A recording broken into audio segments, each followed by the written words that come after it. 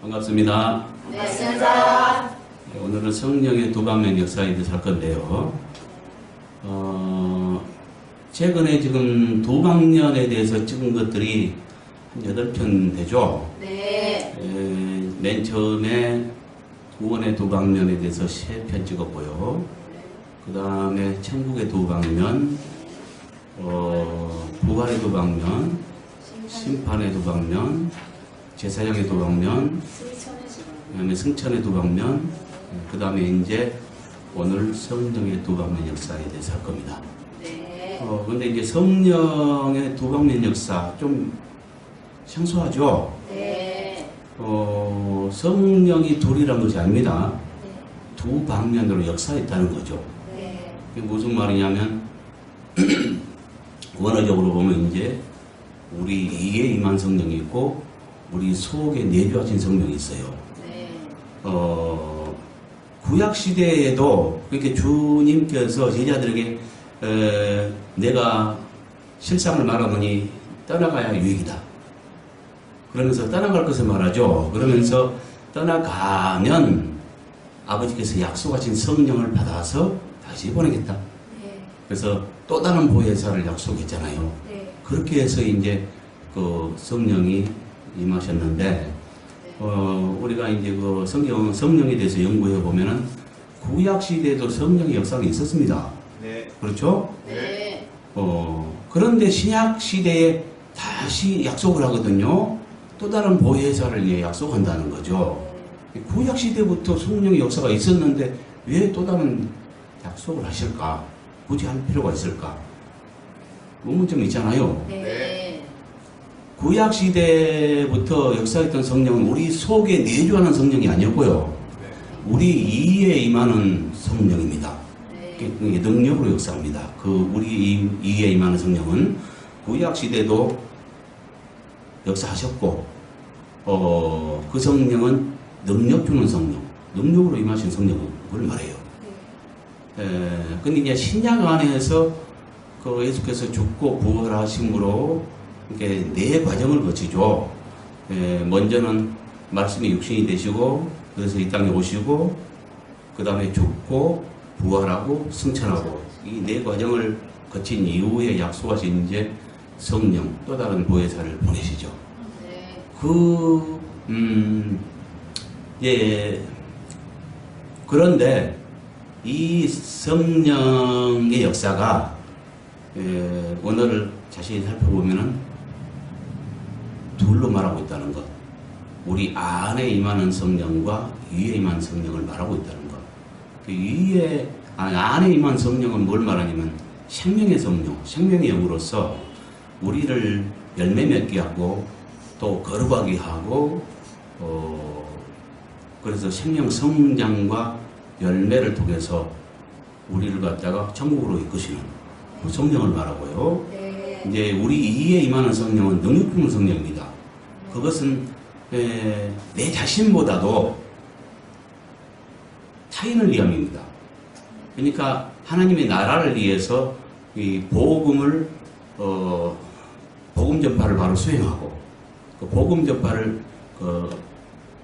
은사와 능력을 통해서 효과적으로 증거하기 위한 거기에 목적이 있습니다. 네.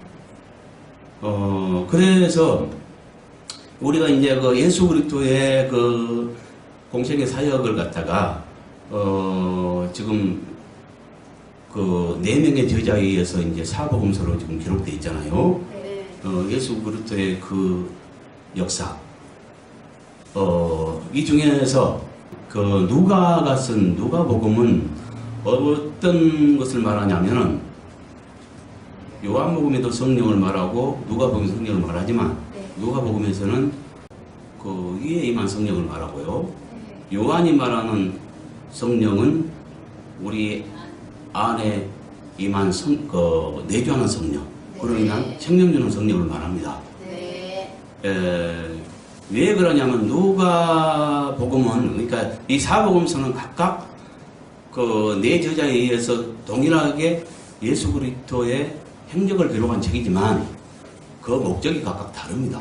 네. 마태복음에서는 아브라함과 다윗의 자손으로 오신 예수 그리스도를 소개하고 왕이신 예수 그리스도를 소개합니다. 그래서 그 뭐냐면은 왕의 권세 있는 새 교훈을 말하고 있고요. 교훈의 책입니다. 그래서 이제 맨 마지막에 당부하기는 그 가르쳐 지키게 하라 이렇게 끝나거든요. 네. 교훈의 책이기 때문에 그렇습니다. 마가복음은 하나님의 아들로 소개합니다.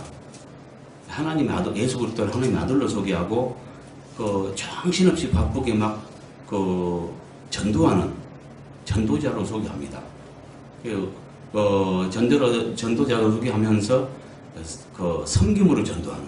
그래서 밥 먹을 겨를도 없이 막 급히 전도하고 병자들을 고치고 귀신을 내쫓고 하면서 복음을 효과적으로 전파하는.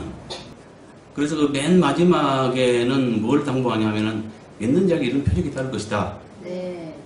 새 반응을 말하고 병을 죽으며 무슨 독을 맞지 혈을 받지 않으며 병자의 손을 얹은 적 나으리라 하면서 만민에게 복음을 전파하라고 전도하라고 당부합니다. 네. 그 다음에 누가복음은 여자의 후손으로 오신 예수 그리스도를 말해요. 그 네. 여자의 후손이라는 것은 창세기 이제 3장으로 거슬러 올라가는데 그 여자의 후손이라는 게 뭐예요?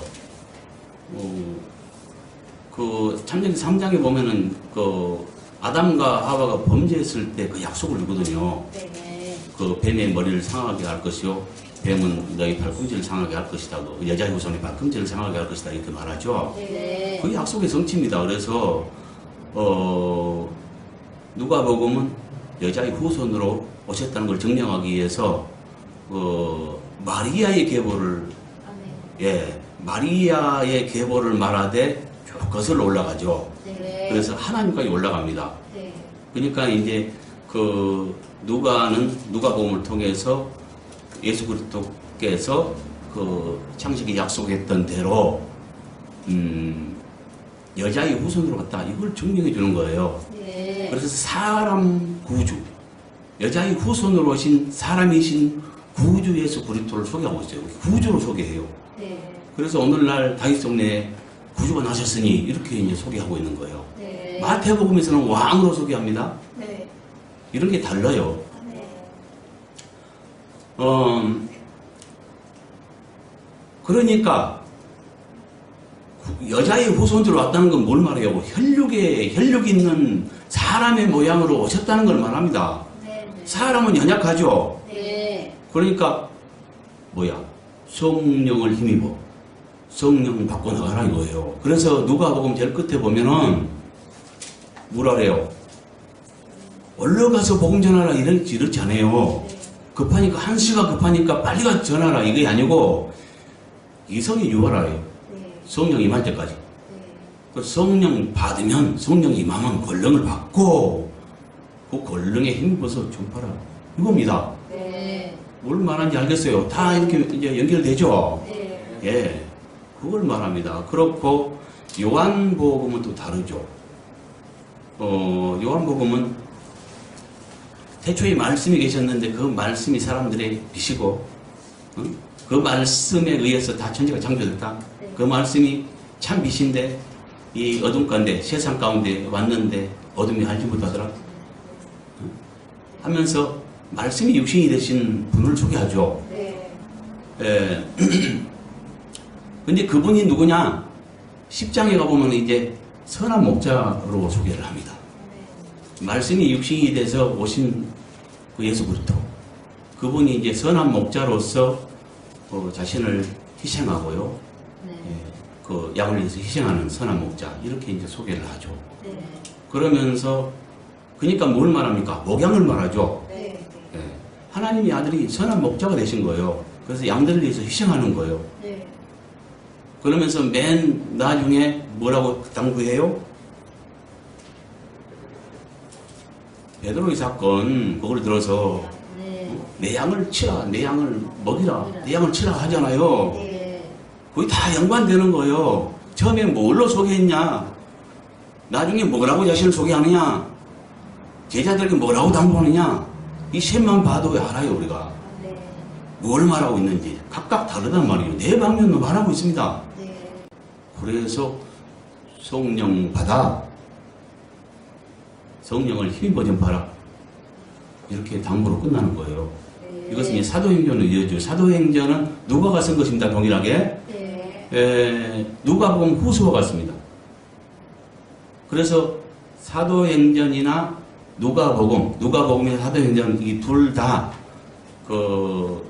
우리의 이에 임하는 성령을 말하고 하나님의 증인되기 위해서 성령의 능력을 힘입어서 능력과 은사를 통해서 효과적으로 복음을 전파할 것, 증인될 것, 네. 이걸 말해요. 그러니까 누가복음 끝에도 다른 말이 아니에요. 증인되라는 거예요. 마태복음은 교훈의 책이니까 뭐예요? 왕의 권세 있는 책이 교훈이니까 마지막에 가르쳐 지키게 하라, 네. 이렇게 당부하고요. 네. 마가복음 전도하라는 거예요. 네. 근데 능력 전도하라는 거예요. 네. 귀신을 쫓아내고 새 방을 말하고, 뱀을 죽으며 무슨 독을 마시고 해를 받지 않으며 병든 자에게 소리를 얹은 즉 나으리라. 네. 따르는 표적으로 말씀 확실히 증가하라는 거예요. 네. 전도책이에요. 네. 누가복음은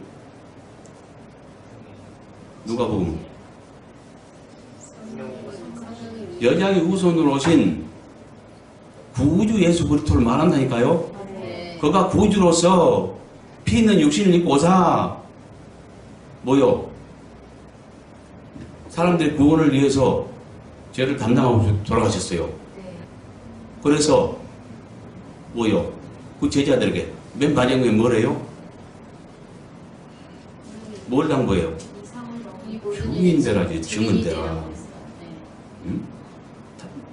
내가 육신을 입고 피 있는 혈육이 있는 사람의 모양으로 나타나서 피 흘리고 구주로서 돌아가셨다. 너희 다 봤지? 이거 증거해라. 너희 나의 증인이야. 여호와의 증인이 아니라 예수의 증인됩니다. 그 여호와의 증인이라는 말도 뭔가 초점이 잘못 맞죠. 지금 신약시대거든요. 신약시대라니까요. 구약시대 같으면 여호와의 증인이라는 말이 맞을란가 그건 잘 모르겠는데요. 신약시대는 예수의 증인 돼야 되는 거예요. 뭔가 초점이 잘못 맞은 거예요. 네. 그렇지 않겠어요? 네. 그래서 구약 누가복음 맨 끝처리는 그 모든 과정을 지켜본 제자들에게 증인되라 이걸 말하고 있는 거예요. 네.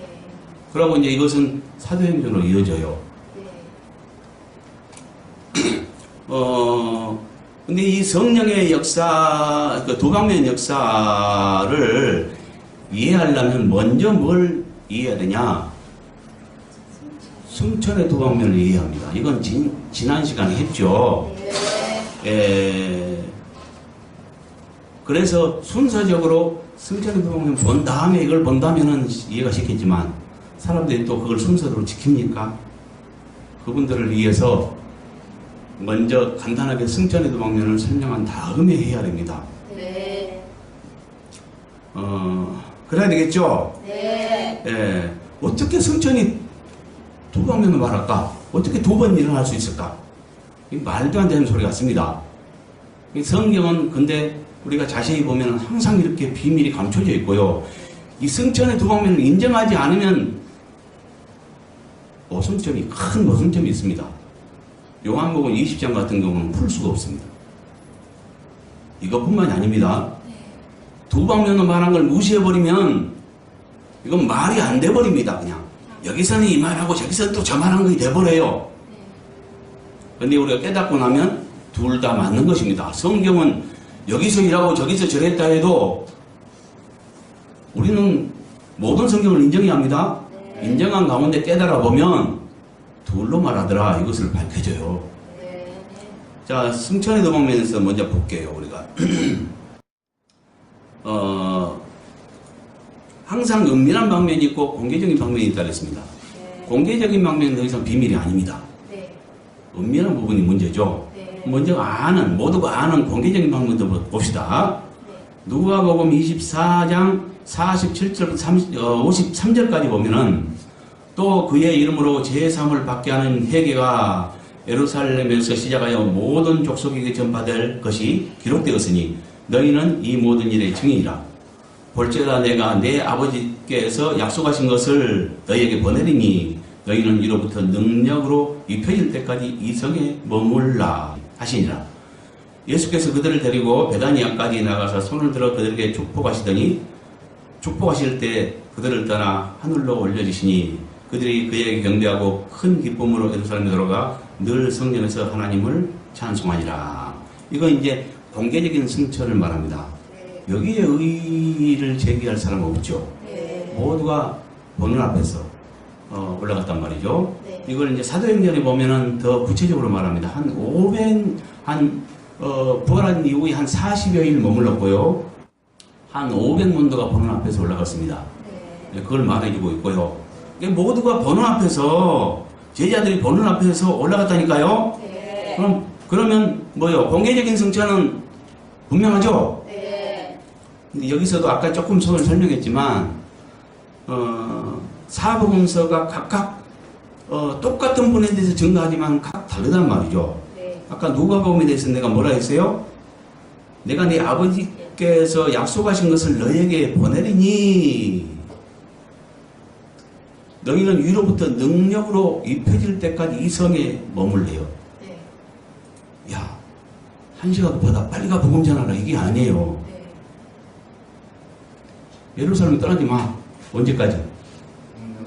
약속한 것이 올 때까지. 그래서 그 약속한 그것이 오면은 어때요? 능력으로 입혀진대요. 능력 받고 나가라. 너희 사람으로 안 돼. 성령의 능력을 힘입어서 그 능력으로 복음 전파해. 증인데. 증인이라는 게 뭐예요? 증인이 뭐예요? 예수께서 오셔서 공식의 사역을 하는 모든 그 상황을 보고 들었단 말이에요. 제자들이. 그 보고 들은 그것을 그대로 전하라는 거예요. 증인되라는 거예요. 그런데 사람 힘으로 하지 말고 성령의 능력을 힘입어 하라는 거죠. 예. 그리고 이제 문제는 뭐냐면 은밀한 성천이 문제예요. 요한복음 20장 잠깐 볼게요. 안식구 첫날 일찍이 아직 어두울 때 막달라 마리가 무덤에서 나와 돌이 무덤에서 옮겨진 것을 보고 시몬 베드로와 예수께서 사랑하시던 그 제자께 요한입니다. 다른 제자에게 말했어요. 그래서 이제 그들이 달려왔죠. 둘이 달리기를 했는데 어때요? 요한이 먼저 왔으나 먼저 못 들어갔죠. 베드로가 먼저 들어갔습니다. 베드로는 확실히 담력이 있습니다. 그러니까 요한은 조금 겁이 났던지 이건 정확히는 알 수 없습니다만 아마 그랬던 것 같아요. 그래서 요한이 먼저 달려왔지만 베드로가 먼저 들어갔고요. 그래서 그 무덤에 가보니까 뭐야? 모든 흔적은 있는데 예수님의 시체는 없어요. 그렇죠? 그러니까 이들은 지금 아직 부활을 믿지 못해요. 9절에 보니까 그들은 성경에 그가 죽은 자 가운데서 다시 살아나야 하리라 하는 말씀을 아직 알지 못하다. 부활에 대해서 3번씩 말했는데도 이들은 깨닫지 못했습니다. 그러면 뭘 어떻게 얘기했을까요? 시체는 없어졌고 부활을 믿지 않았으니까 도둑맞았다고 생각했죠. 예. 이에 두 제자가 자기 집으로 돌아갔어요. 허탈한 마음으로 돌아갔습니다. 마리아는 무덤 밖에 서서 울고 있더니 울면서 구부려 무덤 안에 들여다보니 이분도 이제 도둑맞았다고 생각하는 거예요. 엄청 사랑했지만 부활의 줄은 믿지 못했어요. 흰옷 입은 두 천사가 예수의 시체에 누웠던 곳이 하나는 머리편에 하나는 발편에 앉았더라. 천사들이 이르되 여자여 어찌하여 우느냐 이럴 때 사람들이 내 줄을 옮겨다가 어디 뒀는지 알지 못함이다. 도둑맞았습니다. 시체가 갑자기 없어졌습니다. 이 말하고 뒤로 돌이켰을 때 예수님을 봤죠? 예수께서 이르시되 여자여 어찌하여 울며 누구를 찾느냐 하시니 마리아가 그가 동산주기인 줄 알아요. 보고도 못 몰라요. 왜 그럴까요? 고정관념 때문에 주님은 돌아가셨으니까 살아있을 리가 없는 거야. 그러니까 봐도 못 보고 공산직인 줄 알아. 고정관념이 이렇게 눈물게 합니다. 항상. 어떤 사실에 대해서 성경이 분명히 써졌는데도요, 다른 지식을 가지고 있으면 이걸 깨뜨리기 전에는요, 못 깨닫습니다. 성경이 써지도 몰라요.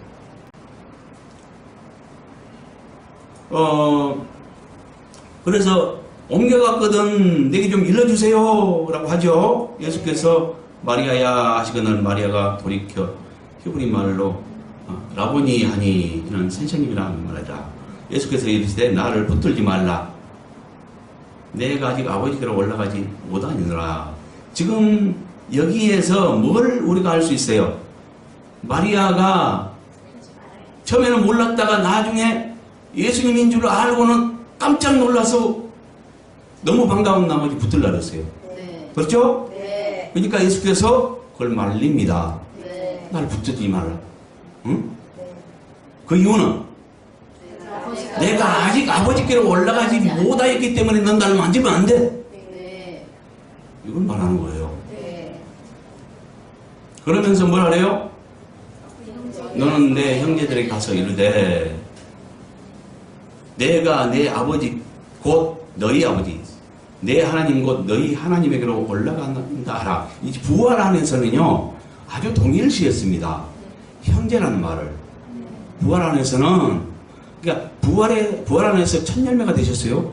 예수님께서 첫 열매가 되셨다는 말은 다른 사람들도 그와 같이 부활의 몸을 입는다는 걸 말해요.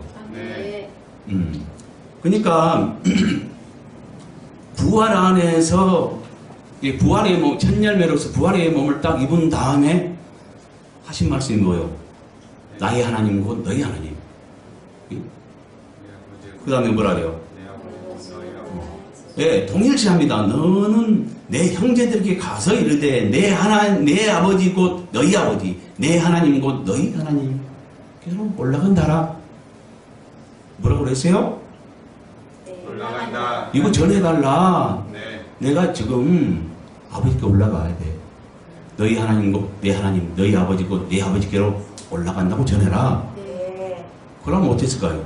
올라가셨어요. 올라가셨겠죠. 이렇게 네. 이해를 해야 됩니다. 네. 그래서 막달라 마리아가 이제 그 말대로 제자들에게 가서 주를 보았다고 이제 알려줬죠. 네. 그 다음에 이날 곧 안식 후 첫날 저녁에 아까는 아침 상황이었고요. 지금 이제 저녁에 제자들에게 나타났습니다. 네.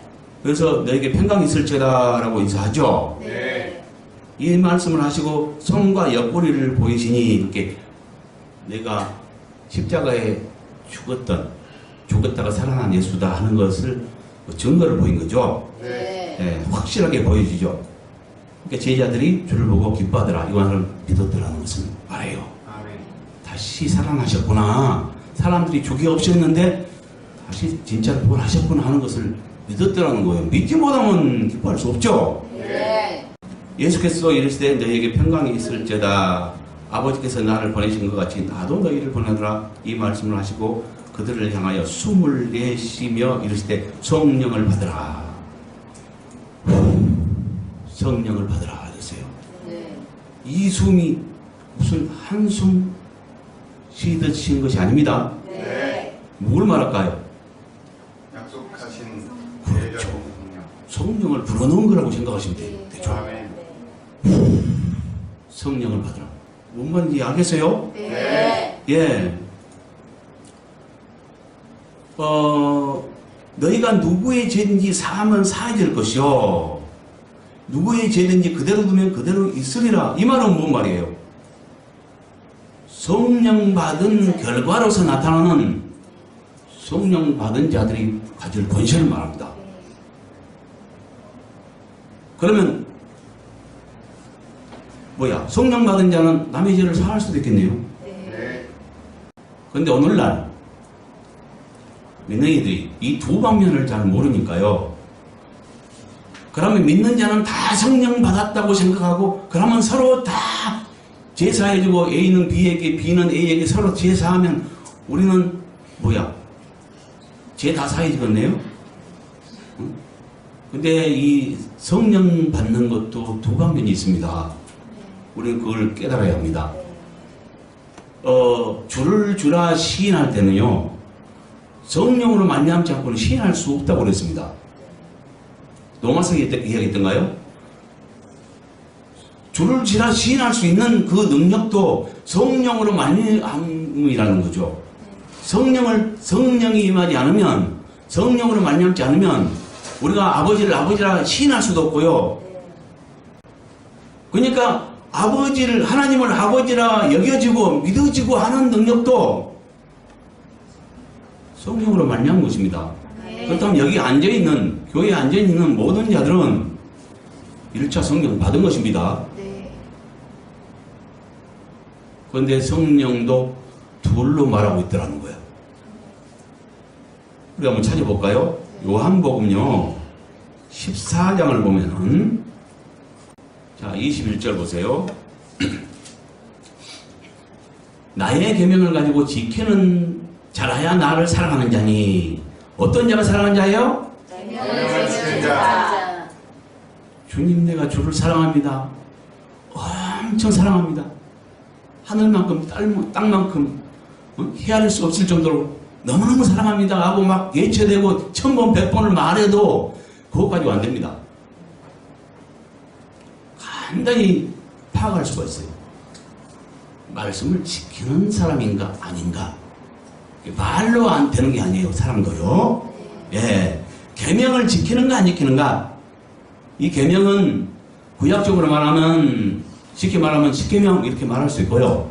신약 안에서는 더 간단히 둘로 말할 수 있습니다. 하나님 사랑과 형제 사랑. 세 계명을 주는 서로 사랑하라. 이걸로 간단히 할 수 있어요. 그럼 하나님을 어떻게 사랑하느냐? 온 힘을 다해서 사랑하라. 그 다음에 성품을 다해서 사랑하고, 목숨을 다해 사랑하고, 그랬잖아요. 마음을 다해서, 뜻을 다해서, 힘을 다해서, 성품을 다해서, 목숨을 다해서 사랑을 해요. 애 낳을 때 온 힘을 쓰잖아요. 닥 집사님 밤만 썼나? 수술했어요. 그럼 매번 말해도 나 다시 까먹어요. 하여간 그렇잖아요. 해산할 때 온 힘을 다 쓰잖아요. 그와 같이 사랑을 하는 거예요. 그뿐만 아니라 자기 목숨을 다해 사랑을 해요. 죽기까지. 이것이 하나님 사랑하는 방법이고, 이웃은 자기 몸뚱이처럼 사랑을 해요. 쉽지 않죠? 내 손가락 깨지면 모든 거 제껴두고 만사 제껴두고 가서 치료하면서 남 손가락 깨지면 쳐다만 보고 있어요. 구경만 해. 그게 아니라 내 몸처럼 사랑해 주라니까요. 그렇게 사랑하기가 쉽지 않습니다. 근데 그걸 실천하래요.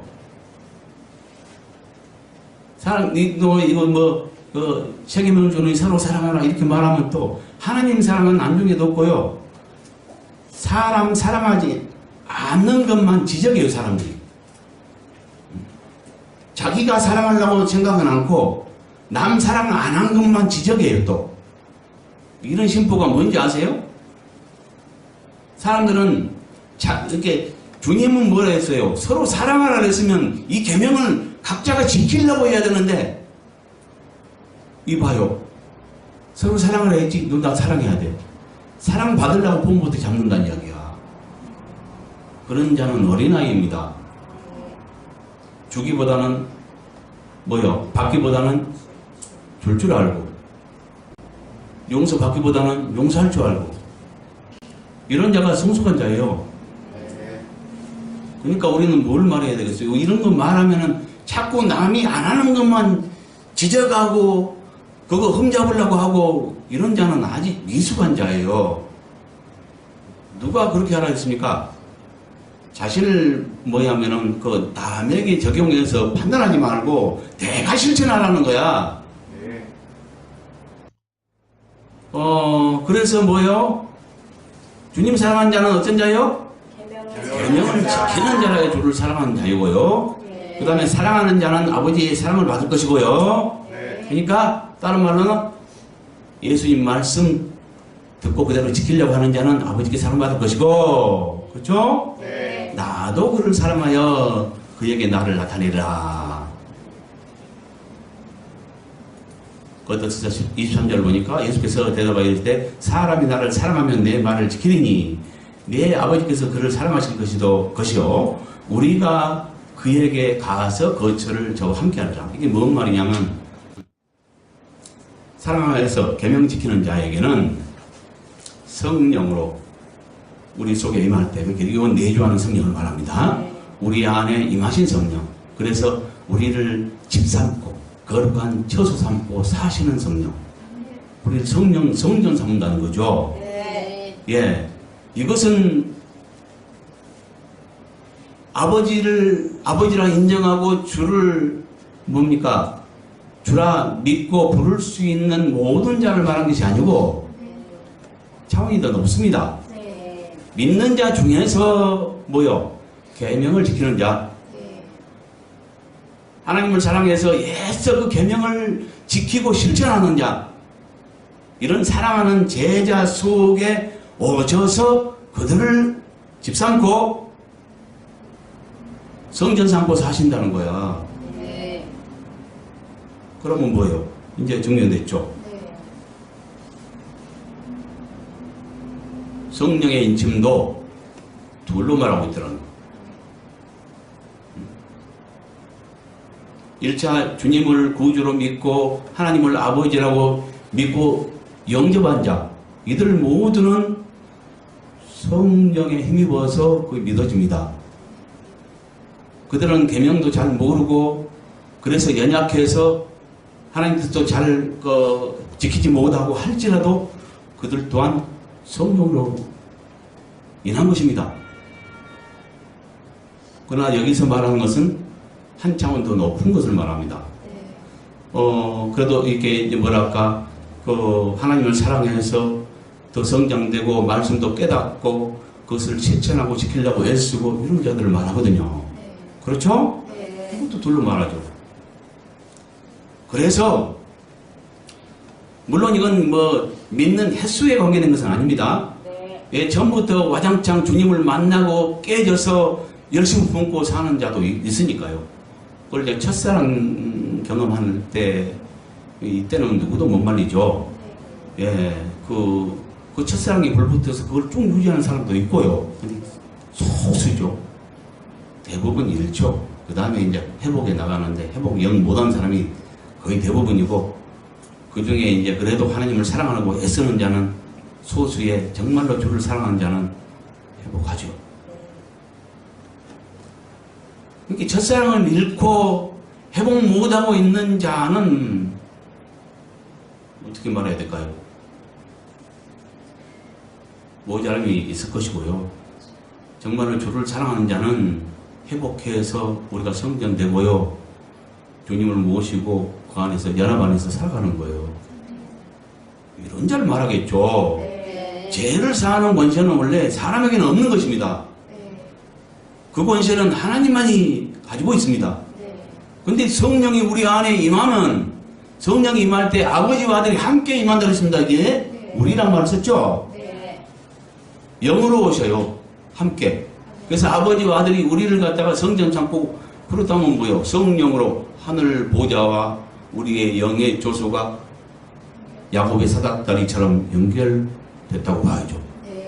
야곱은 그 연결된 사닥다리를 보고 뭐라 했어요? 베델. 하나님이 집이라 했죠. 우리가 하나님, 이제 신약시대는 우리가 하나님 집 됐습니다. 그러니까 야곱의 사닥다리처럼 성령으로 하늘 보좌와 지금 우리의 영의 조소가 연결됐다니까요. 그렇다면 뭐야? 우리 안에 보좌를 펼쳤겠네요. 이거 어마어마한 겁니다. 그런 자는 여기서 말하는 아까 요한복음 20장에 말한 성령이 뭐야? 성령을 받으라. 그러면 늦은지 사함은 사여지라. 성령 받은 자의 결과로서 나타나는 권세를 말하는데 죄 사함의 권세를 말합니다. 네. 그건 뭘 말하냐? 아까 초보적인 그런 걸 아니고요. 그러니까 모든 이야기 임한 것이 아닙니다. 주님을 정말로 사랑해서 애써 그 계명을 깨닫고 지키고 힘쓰면서 지키려고 지켜가고 있는 자들, 주님이 참 사랑하는 제자들, 이런 자들은 죄 사는 권세가 있다니까요. 그걸 말하죠. 그러니까 우리 안에 우리를 성전 삼고 성령으로 우리 안에 오셔서 그 사랑하는 제자 속에 내주하시는 성령, 그래서 연합된 삶을 사는 자, 이런 자들은 주님과 하나 됐기 때문에, 이 성전 안에서 하나 됐기 때문에 죄를 사하는 권세가 있다니까요. 아멘. 이해 갔습니까? 네. 자, 22절에 21절부터 예수께서 또 이르시되 너희에게 평강이 있을지어다. 아버지께서 나를 보내신 것 같이 나도 너희를 보내노라. 이 말씀을 하시고 그들을 향하여 숨을 내쉬며 이르시되 성령을 받으라. 성령을 받으라 이거예요. 네. 그러면서 너희가 누구의 죄든지 사하면 사하여질 것이요, 누구의 죄든지 그대로 두면 그대로 두시라. 죄를 사하는 권세, 하나님만이 할 수 있는 이 권세를 말합니다. 네. 이건 이렇게 이 성령을 받은 자는 그렇다는 거죠. 이건 내주하는 성령을 말해요. 네. 이거는 우리 안에 임한 성령을 말합니다. 그다음 24절 보니까 12제자 중에 하나로서 디두모라 불리는 도마는 예수께서 오셨을 때에 함께 있지 않았어요. 그래서 다른 제자들이 이제 우리가 주를 보았다 하면서 도마에게 말하니까 도마가 뭐라 했습니까? 자기 손가락을 옷자국에 넣어보기 전에는 믿지 못하겠다, 이렇게 말했죠. 네. 그 후에 이제 열흘을 지나서 8일 지나서요, 제자들이 다시 집안에 있을 때에 도마도 함께 있었어요. 이때 예수께서 딱 나타나가지고요, 그러니까 그 도마의 그 모든 것을 알았죠, 주님이. 네. 그래서 이제 도마에게 말하기를 뭐랍니까? 네 손가락을 내밀어. 예. 손가락을 뭡니까? 내밀어 내 옆구리에 넣어보라. 그래야 믿음 없는 자가 되지 말고 믿는 자가 되라. 이렇게 말하죠. 근데 도마가 이제 대답하기를 나의 주님이시오 나의 하나님이십니다, 이렇게 이제 말합니다. 네. 그때 예수께서 이르실 때 너는 나를 본 거로 믿느냐? 보지 못하고 믿는 것은 그 자들이 복되다, 이렇게 이제 말을 해주죠. 네. 예, 믿음이라고 하는 것은 원래 보지 않는 것이 근거합니다. 말씀으로 이렇게 약속하셨고요. 주님은 그 약속을, 보이지 않는 약속을 믿는 것이 믿음입니다.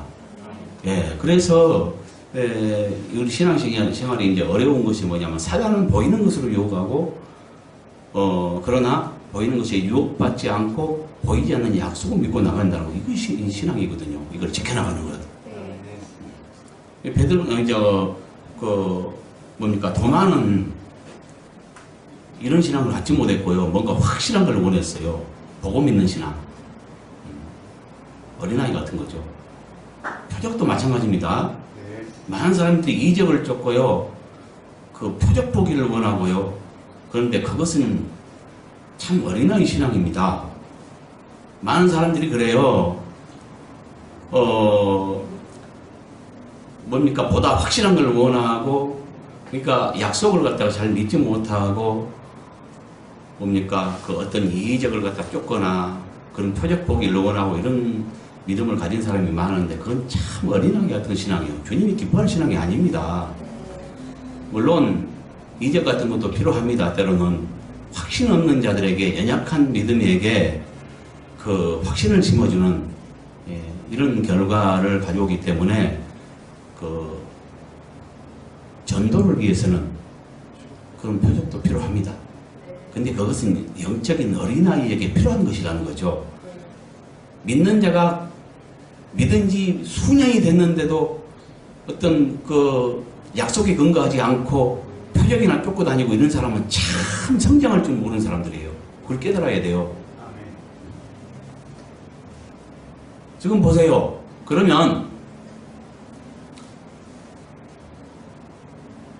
아까 마리아는 부활날 아침에 네. 마리아가 너무 기뻐서 만지려고 할 때는 얘 나를 만지지 말라 했고, 지금 8일 지난 지금 도마에게는 만져보라고 했을까요? 만진 걸 허락했습니다. 네. 그러고 만졌습니다. 네. 왜 그럴까요? 아까는 얘 만지지 말라고 지금 만지라고 했냐? 이것이 만약에 주님이 부활하신 이후에 40일 동안 머물다가 승천하셨습니다. 그 사도행전에 보면 나와 있습니다. 1장에. 40여일간 머물다가 500문도가 보는 앞에서 이렇게 올라갔다고 분명히 기록하고 있습니다. 네. 그러면 공개적으로 승천하신 모두가 아는, 모두가 보는 가운데 올라간 그 부활한 지 40일 만에 올라갔던 그때는 분명하잖아요. 승천은. 이때만 올라갔다면 왜 이러냐 이거예요. 이때 처음 올라갔다면 아까 마리아에게는 나를 만지지 마. 내가 아버지께 올라가야 돼. 아직 안 올라갔어. 그러니까 만지지 마. 그리고 제자들에게 좀 전해줘.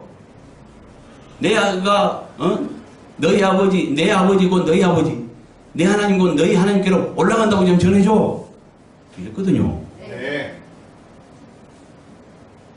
그래놓고 마리아에게는 그래놓고 얘 도마에게는 일주일 8일 후입니다. 그로부터 네. 만져봐라, 옆구리 손잡아라 이렇게 말하냐고.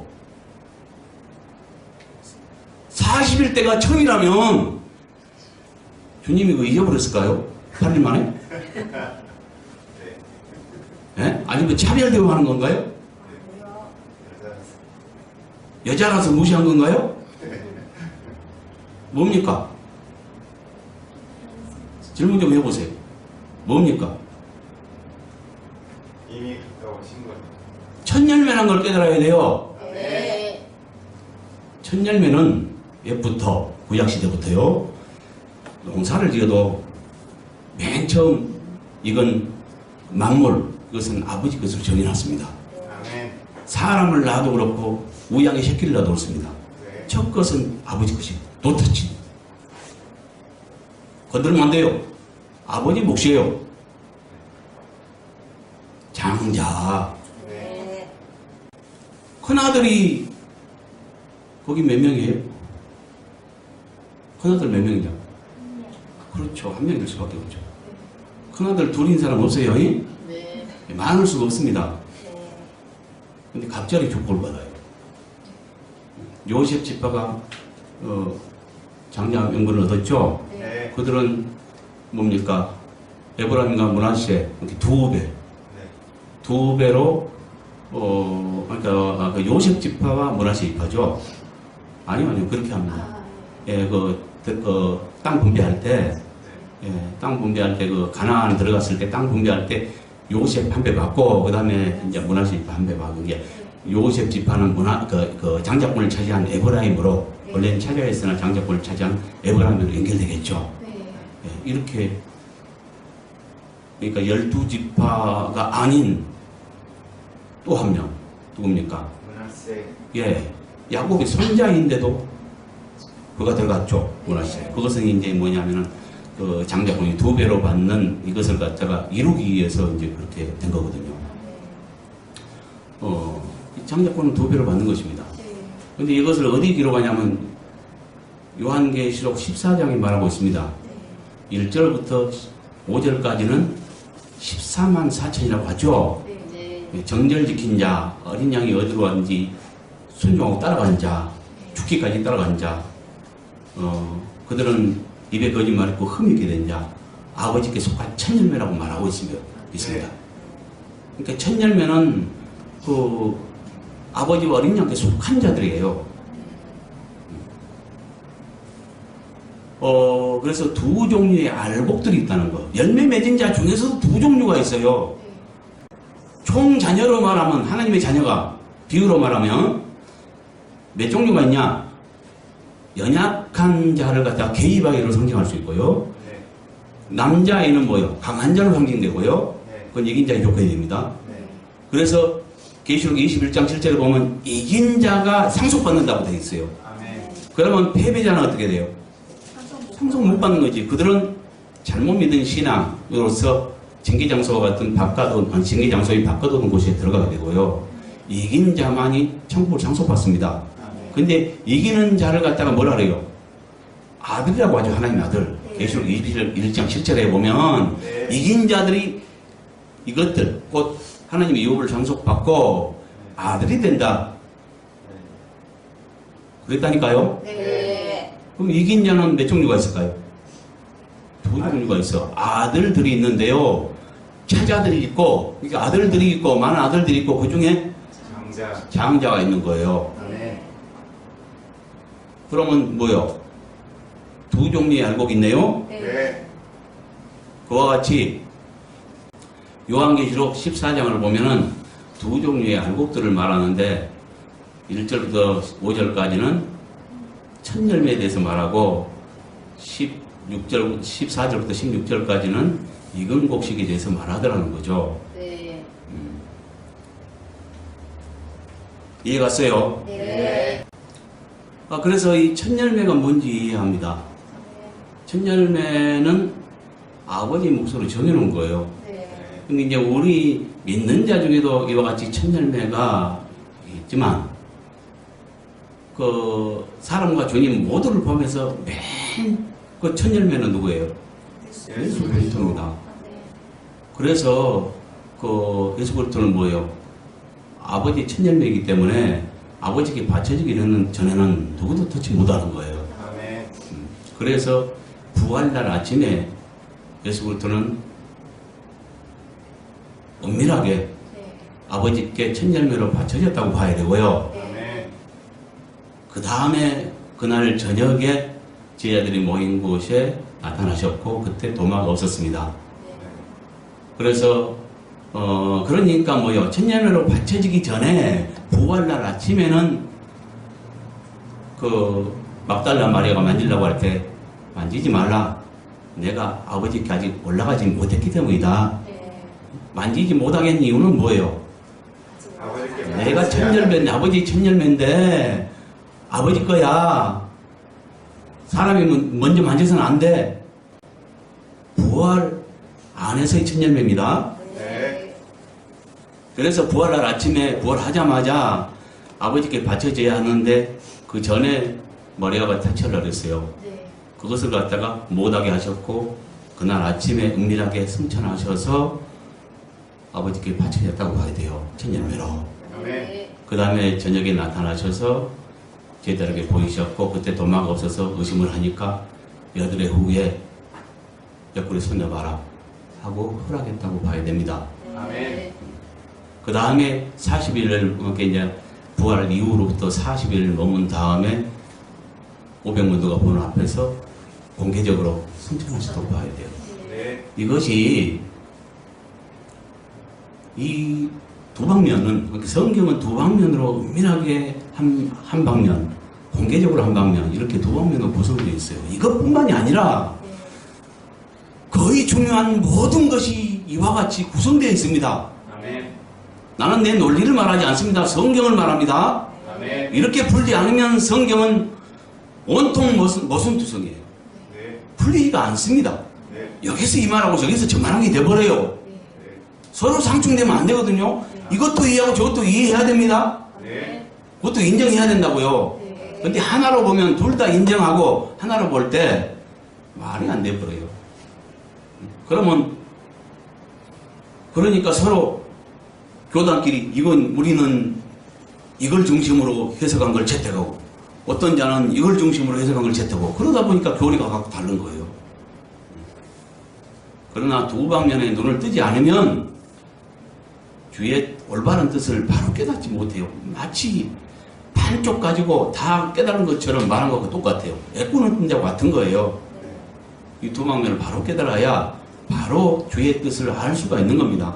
네.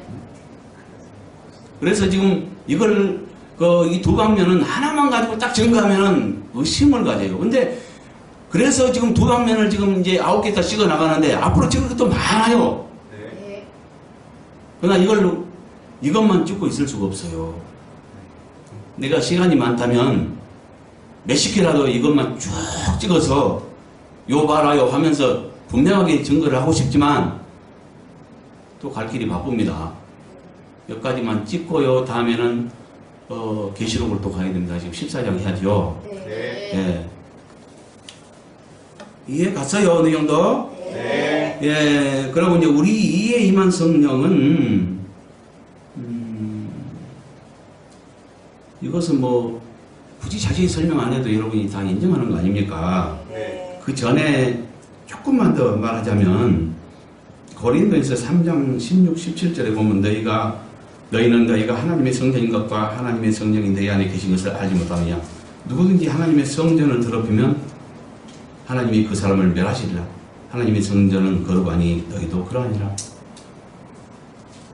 우리를 성전 삼았죠? 예. 그리고 성전 삼았다는 건 뭘 말해요? 아버지 집을 말합니다. 거룩한 집. 네. 우리를 집 삼았다는 거예요. 그럼 우리를 집 삼았다는 건 뭘 말해요? 그렇죠. 우리 안에 안식하는 걸 말해요. 우리 안에 사시는 걸 말해요. 이렇게 연합 안에서 사시는 거죠. 그래서 성전을 거룩하게 해야 합니다. 우리가 맨날 죄나 짓고 나면 죄는 똥으로 비유되는 거거든요. 아버지 앞에 똥이나 차려놓으면 안식할 수 있겠어요? 그래서 우리의 죄의 습관, 반복되는 죄의 습관을 자꾸 끊어가고 그걸 갖다 버려가고 그러면서 흠을 제거해 나가야 되는 거예요. 이걸 깨닫지 못한 자는 그냥 뭐라 합니까? 죄 짓고 그걸 또 반복하고 그러면서 아버지는 뭐 살아계시니까 다 용서할 거야 하면서 뭡니까? 그 죄 짓기를 반복하죠. 그런 자를 성경은 개라고 합니다. 그러니까 우리는 이런 것을 분명히 깨달을 때 우리가 나아갈 방향이 뭐구나. 반복되는 죄의 습관은 참 어렵습니다. 고치기가. 3살 버릇 여름까지 간단 말이 있죠. 참 어려운데 그래서 정말 개를 쓰고 이거 하나씩 해결해 나가지 않으면 안 돼요. 우리가 나아갈 방향이 뭔지 분명한 진리를 깨달을 때 바로 알게 되고요. 변화가 오는 겁니다. 이 변화받지 못한 자는 천국 갈 생각하지 마세요. 많은 사람들이 구원의 뭡니까? 거듭남의 두 방면도 있다는 것을 깨닫지 못해요.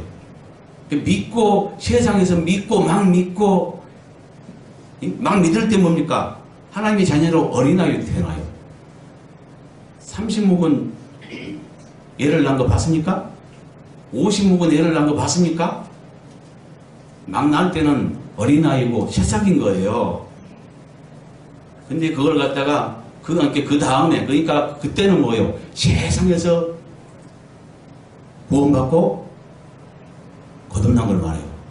그러니까 원래 혈육의 자녀였다가 하나님의 자녀로 거듭난 걸 말해요.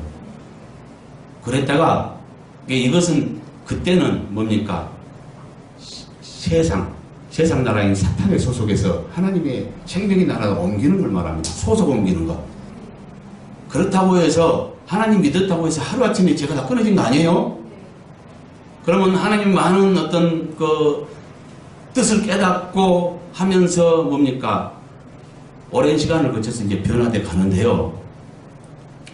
그래서 다시 한번 강한 자로 태어나는 거예요. 영에 속한 자로 태어나는 거예요.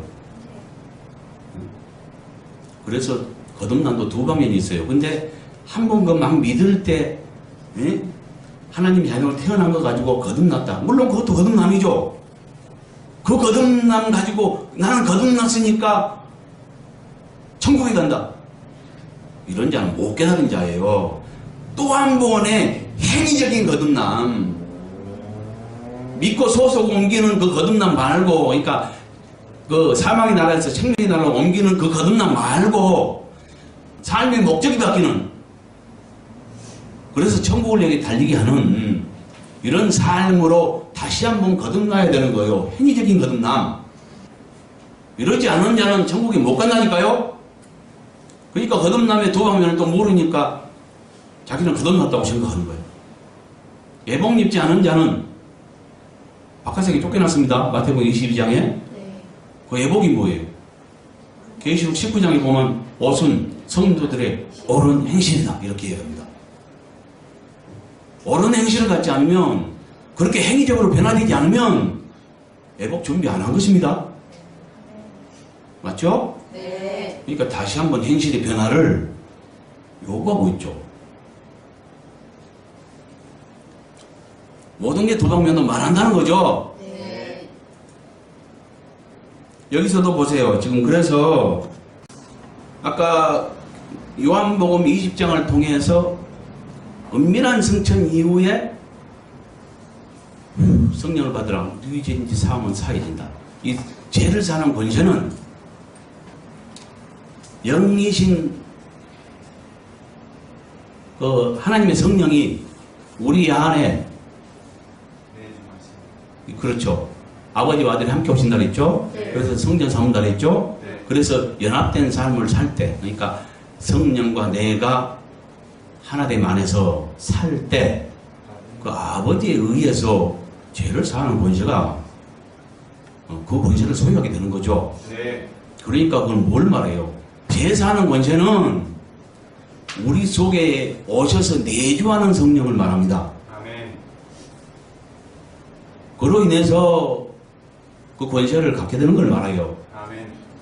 그러니까 우리 성령을 받으라. 네 이제 사함은 사할 것이다. 이것은 내주하는 성령, 그 결과로서 나타나는 권세, 네. 이걸 말한다는 거죠. 아멘. 근데 위에 임하는 성령이 또 있다 했죠. 네. 이건 이제 공개적으로 나타난, 그 공개적으로 승천 이후에 임한 성령이 있어요. 네. 사도행전 2장에 말하죠. 네. 누가복음에서도 뭐랍니까? 내가 내 아버지께 약속한 것을 너희에게 보내리니 너희는 위로부터 능력이 입혀질 때까지 이 성에 머물라 하잖아요. 네. 그래서 능력 받고 나가라. 그 성령 받고 나가라. 지금 아버지께서 약속하신 건 뭐냐면 성령을 말합니다. 네. 성령이 임하면 뭐요? 능력이 임해요. 성령으로 인한 그 능력이 임해요. 이건 위에 입혀준 성령을 말합니다. 네. 내주하는 속성령을 말하지 않아요.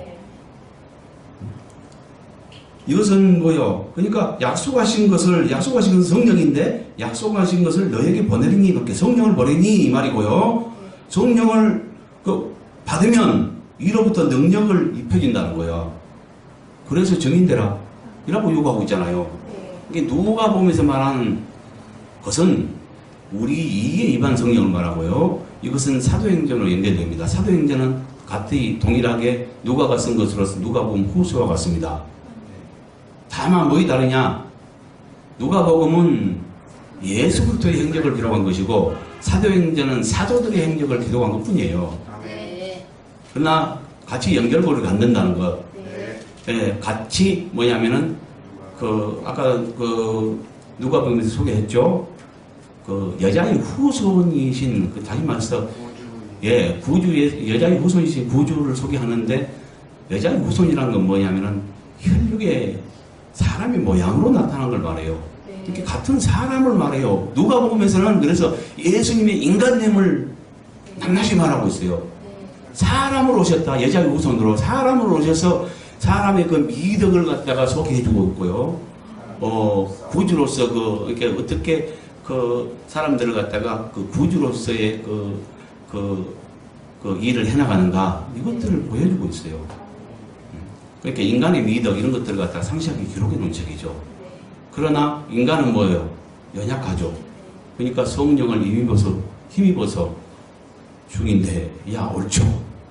이것을 마지막으로 당부하고 사도행전으로 이어지다는 거예요. 그러니까 빨리 가서 복음 전하라가 아니라 나가지 말고 예루살렘에 유해. 언제까지? 성령 임할 때까지. 임하면 권능이 임하니까 권능을 받고 나가서 적인데, 이렇게 말하고 있다는 이야기죠. 네. 이해 갔죠? 네. 시간이 없어서 내가 지금 찾아볼 수 없는데요. 요거는 한번 찾아볼까요? 사도행전 1장 3절부터 9절까지도 동일한 말을 해요. 아버지의 약속한 것을 받을 때까지 예루살렘 떠나지 말래요. 그러면 받고 나가서 정인다라고 말하고 있어요. 사도행전 그러고 2장 1절부터 4절을 보면은 오순절날 이제 성령이 임한 역사가 나타나 있죠. 이거 한번 잠깐 찾아볼게요. 사도행전. 자, 오순절날 성령이 임했죠. 네. 급하고 간 바람 같은 소리가 있어. 그들이 앉은 온 집에 가득하며 불이 같이 갈라진 것이 각 사람 위에 하나씩 임하겠더라. 지금 이것만 봐도 이해란 말을 알 수 있겠죠? 네. 속에 임한 것이 아니에요. 네. 여기 위에는 에피가 쓰였죠? 네. 우리 안에는 N. 근데 여기는 지금 뭐야? N이 아니고 에피죠? 네. 그러니까 위에 임한 성령을 말해요.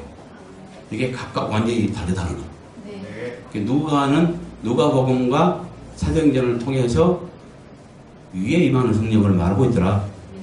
그 위에 임하는 성령은 뭡니까? 능력 주시고 그렇죠. 복음을 복음 전파를 효과적으로 행하기 위한 목적이 있습니다.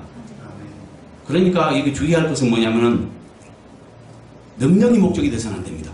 아멘. 많은 사람이 주를 위해서 어떻게 쓰임 받으려고 생각은 않고 우선 휘황찬란하게 보이니까 그것 때문에 과시욕으로 능력을 구합니다. 은사와 능력을 구합니다. 근데 그런 자는 아주 위험에 빠질 수 있습니다. 어린아이에게 칼을 막힌 것 같습니다. 그 용도가 옳게 쓰여져야 되는데요. 칼도 보세요. 칼이 없으면 주부들이 얼마나 고생할까요? 뭐 하나 뜯을 김치 하나 자를라 해도 자르지 못하고 막 뜯어야 될 거야. 칼이 있기 때문에 유용하게 쓰이잖아요. 쉽게. 네. 그와 같이 잘 쓰면은 좋은 도구예요. 잘못 쓰면은 흉기죠, 흉기. 네. 마찬가지예요. 능력과 은사도 이게 아무에게나 막 나타나면 어떻게 될까요? 흉기라니까 네. 많은 사람 죽이는. 네. 그래서 함부로 안 주는 거예요. 여러분이 옳고 그릇이 되면 주시기도 하지만 아무나 구한다고 주는 것은 아니에요. 그냥 흉기로 써버리기 때문에. 알겠어요? 네. 그래서 우리가 추구할 것이란 뭐냐? 자, 분명히 둘로 밝혀졌죠? 성령의 두 방면 역사. 하나는 우리 속에 생명의 영으로 오셔서 우리를 성전 삼고 사시면서 우리의 거룩과 열매 맺음과 이 모든 것이 우리 안에 임한 성령과 관계 있습니다. 그래서 주님이 오셔서 우리를 성전 삼고 사시면서 연합 안에서 먹고 마시며 누리며 잔치가 일어나요. 그래서 뭐요? 열심히 말씀을 먹음으로써 어떻게 해요? 먹고 주님과 누리고 그 안에 삶으로써 성장돼 가고 변화돼 가고 변화돼 가고 또 열매를 맺어 가고 거룩해져 가고 이 모든 게 일어나요. 네. 페북에 엊그제 보니까 그 성화가 어떻게 일어나는가. 물론 목사님들의 고민이죠. 누가 그걸 질문했다나 어떤 단체더라고요. 목사님들 단체. 그 성화가 어떻게 일어날까? 어떻게 그렇게 거룩해질까? 이 질문을 누가 했는데 그거 가지고 고민하더라고요. 여기 답이 있습니다. 네. 하나님을 끔찍히 사랑할 때, 그래서 계명을 지킬 때, 계명을 지키는 자 속에 오셔서 성전 삼고 사시고 사시는 결과로서 우리가 거룩해져 가고 성장돼 가고 열매를 맺어 간다는 것. 이것은 더 구체적으로 말하면 그 구약 시대에는 우리의 거룩이라는 것은 구약 시대는 관유라는 거 있습니다. 관유를 발라서 주의 종들의 옷에 기명기구에 이렇게 뿌릴 때 거룩해졌습니다. 그 관유 만드는 법이 구약에 나와 있죠. 네. 그 관유는 감람류에다가 계피, 장포 유황, 몰락 이 네 가지를 갖다가 섞어서 만들죠. 네. 예. 그것은 뭘 말하냐면은 그 예수님의 성육신과 죽음과 부활, 승천 네 가지를 상징한다고 보는데 그 네 가지 과정을 겪은 것을 상징한다고 봐요. 그러니까 감람유는 원래 성령을 상징하거든요. 네.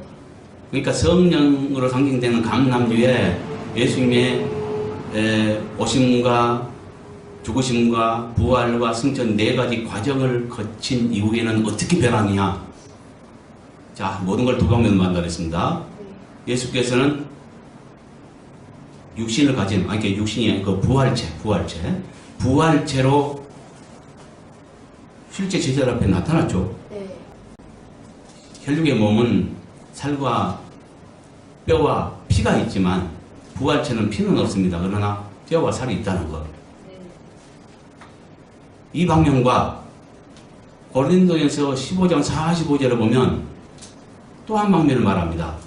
첫사람 아담은 생명이 됐고 이렇게 지금 해석했는가요?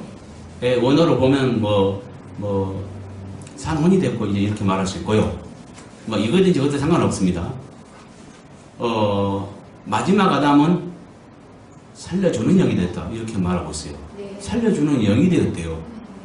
두 방면을 말하고 있는 겁니다. 존재하시는 한 방면을 말하고 있고 또 한 방면은 영이신 방면을 말하고 있습니다. 이 영이신 방면은 분리할 수 없는 성령이 오실 때 아까 요한복음 14장에도 말하듯이 성령이 오실 때 아버지와 아들이 함께 왔다고 우리란 말을 써버립니다. 네. 이 영이신 방면은 그러니까 분리할 수 없어요. 성령이 오실 때 아버지와 아들도 그 영으로 오신다니까요, 함께. 근데 존재적인 방면은 다릅니다. 네. 아들은 오시기 전에 아버지 품속에 말씀으로 계시다가 육신을 입고 이 땅에 보내심을 받았습니다. 그러면 보내신 자는 누구예요? 아버지가 보내시고 아들은 보냄을 받았죠. 네. 그러니까 하늘에서 소리가 들리고 그 소리는 아버지 소리요. 아들은 이 땅에서 듣습니다. 아버지는 하늘에서 말씀하시고 아들은 이 땅에 듣는다니까요. 네. 성령은 두 방면으로 결론 내립니다. 성령은 두 방면으로 역사하시는데 우리 신약, 구약 시대에도 능력 주는 영은 역사했습니다. 네. 그 능력 주는 영은 하나님의 일을 수행하기 위함이라는 거죠. 네. 그래서 우리 위에 임합니다. 이건 구약 시대부터 존재했고요. 예수께서 죽고 부활하시고 오시고 죽고 부활하시고 승천하시고 네 가지 과정을 거치면서 아까 뭐라 했죠? 생명 주는 영이 됐다고 했어요. 네. 살려주는 영이 됐다고 했습니다. 네. 이것은 또 다른 방면을 말합니다. 이렇게 예수님도 부활 안에서 이제 그 부활이 천년매로 이렇게 부활하셨는데 존재적 방면이 있고 영이신 방면이 두 방면을 말하고 있다는 거죠. 그 영의 방면 이것은 지금 우리 안에 성령으로 이렇게 또 다른 보혜사님 성령을 보내셨고 성령이 우리 안에 내주하실 때 아버지와 아들도 함께 오세요. 그래서 실제적으로 우리를 거룩하게 하신 것이 뭐예요? 구약 시대에는 관유로 비유됐는데 그 관유는 뭐예요? 감람유에다가 네 가지 예를 섞는다 했죠. 네. 그래서 그 관유를 만들어서 그 관유를 제사장의 옷이나 기명기구에 뿌리면 그냥 거룩해져요. 네. 그러면 그것은 그림자요 비유입니다. 실제로 우리를 거룩하게 하신 분이 누구냐? 성령이죠. 근데 신약시대의 그 성령, 우리 안에 내주하시는 성령은 좀 다릅니다. 과정을 거쳤다는 거. 예수께서 말씀이 육신을 입고 이 땅에 오셔서 죽고 부활하시고 승천하신 네 가지 과정을 거친 이후에 뭐 됐어요? 생명 주는 영, 살려주는 영이 됐다니까요. 네. 그래서 단순히 구약시대 감람유로 비유되는 구약시대의 성령과 신약시대의 그 과정을 거친 이후에 우리 안에 오셔서 생명 주는 그 영은 좀 다릅니다. 이해 갔습니까? 네. 그러니까 우리를 거룩해 하는 것은 관유 대신 성령, 관유 대신 생명중 예수 그리스도 영, 생명중 영이 대신 예수 그리스도, 관유가 대신 주, 이것이 다르다는 거죠. 네.